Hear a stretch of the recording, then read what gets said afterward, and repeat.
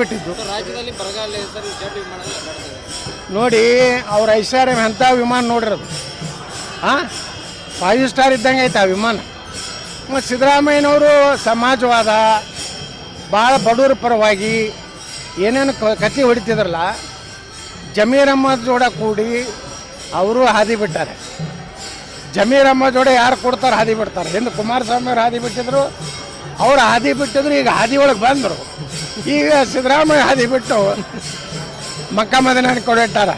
ಸಿದ್ದರಾಮಯ್ಯನವರು ಮುಗಿಸ್ತಾರೆ ಜಮೀರ್ ಅಹ್ಮದ್.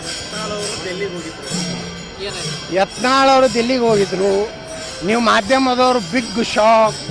ಯತ್ನಾಳ್ಗೆ ಯಾರು ಭೇಟಿ ಇಲ್ಲ, ಭಾರೀ ಅಪಮಾನ, ವಿಜಯೇಂದ್ರದ ಭಾರೀ ಗೆಲುವು. ಯಾವ ನಾಟಕ ಮಾಡ್ಕೋತ ಕುಂಡ್ರಬೇಡ್ರಿ.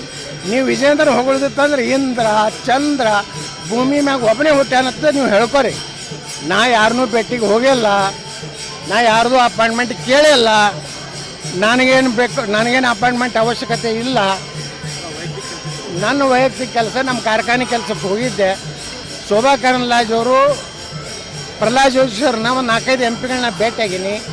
ಅದನ್ನು ಬಿಟ್ಟರೆ ಯಾರ ಬಲ್ಲಿಯೂ ಅಪಾಯಿಂಟ್ಮೆಂಟ್ಗೆ ದೈನ್ಯನಾಗಿ ಅತ್ಯಂತ ಅಪಮಾನಕಾರಿಯಾಗೇನು ಬಂದಿಲ್ಲ. ತಮ್ಮ ಮಾಧ್ಯಮದವರು ನಿಮಗೆ ಕೆಲವೊಂದು ಪ್ರೀತಿ ಅದಾವೆ ನಿಮ್ಮ ಮಾಲಕರುಗಳಿಗೆ.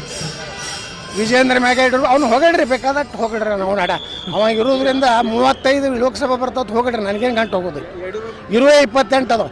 ಆದರೂ ಪಂಪ್ ಹೊಡಿಬೇಕಾದ್ರೆ 35 ಲೋಕಸಭೆ ಗ್ಯಾರಂಟಿ ಕರ್ನಾಟಕದ ಹೊಡಿರಿ. ಆಮ್ಯಾಗ ಕೇಳ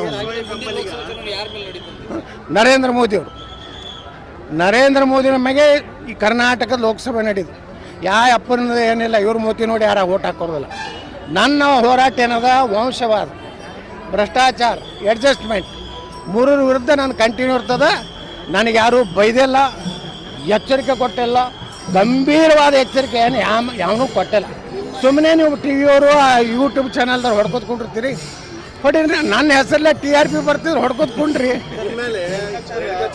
ಈ ವಿಡಿಯೋ ನಿಮಗೆ ಇಷ್ಟವಾದಲ್ಲಿ ಲೈಕ್ ಮಾಡಿ, ಶೇರ್ ಮಾಡಿ, ಸಬ್ಸ್ಕ್ರೈಬ್ ಮಾಡಿ.